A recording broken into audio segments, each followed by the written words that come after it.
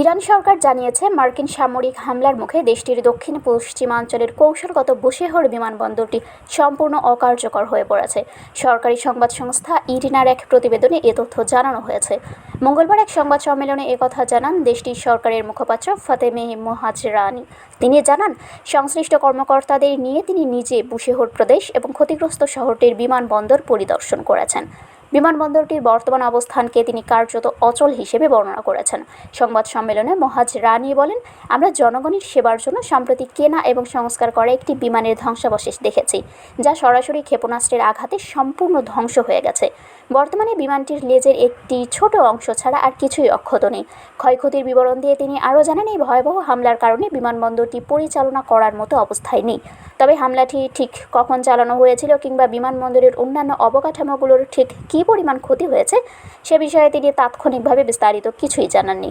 মুখপাত্রের দেওয়া তথ্য অনুযায়ী শুধু বুশেহর নয়, মার্কিন ওই হামলায় দেশের অন্যান্য অঞ্চলের বিমানবন্দর ও স্থাপনায়ও ক্ষতিগ্রস্ত হয়েছে। এর মধ্যে রয়েছে দক্ষিণ পশ্চিমাঞ্চলের সিস্তান ও বেলুচিস্তান প্রদেশের ইরান শহর, উত্তর ইরানের সেমনান এবং দক্ষিণাঞ্চলের বন্দর আব্বাসের বিমানবন্দর। এছাড়া হামলা চলাকালে বুশেহর আবহাওয়া কেন্দ্রটিকেও সুনির্দিষ্টভাবে লক্ষ্যবস্তু করা হয়েছিল।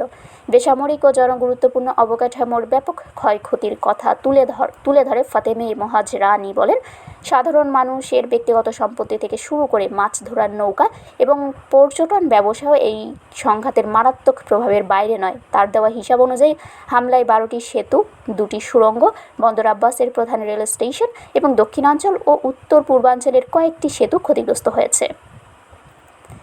এছাড়া এই সংঘাতে 350 জন সরকারি কর্মচারী নিহত হয়েছেন বলেও জানান তিনি।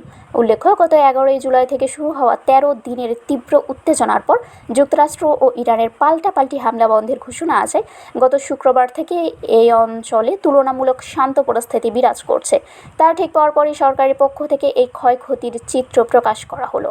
মার্কিন সেন্ট্রাল কমান্ডের ভাষ্য অনুযায়ী এই সংঘাতের সময় মার্কিন বাহিনী ইরানের অভ্যন্তরে সামরিক অবকাঠামো, উপকূলীয় নজরদারি ব্যবস্থা, ক্ষেপণাস্ত্র ও ড্রোন রক্ষণাবেক্ষণ কেন্দ্র, নৌ সম্পদ এবং বিভিন্ন রসদ সরবরাহ কেন্দ্র লক্ষ্য করে বিমান ও ক্ষেপণাস্ত্র হামলা চালিয়েছিল।